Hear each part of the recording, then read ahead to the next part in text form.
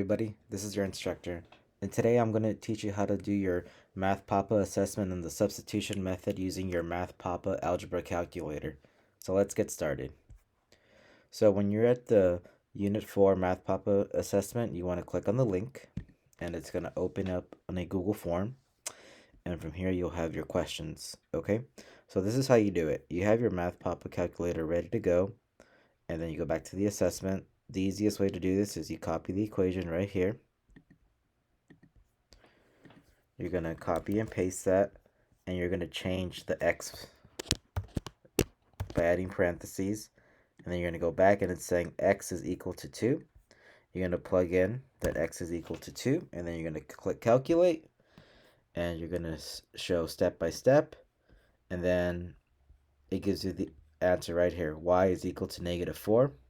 You go back to your assessment and you click on the right answer and you continue on. So that is the easy way to do the MathPapa assignment using MathPapa. If you have any questions, just let me know, and please be aware that the x variable changes for every problem, and you should get this done fairly quickly. Thanks, guys.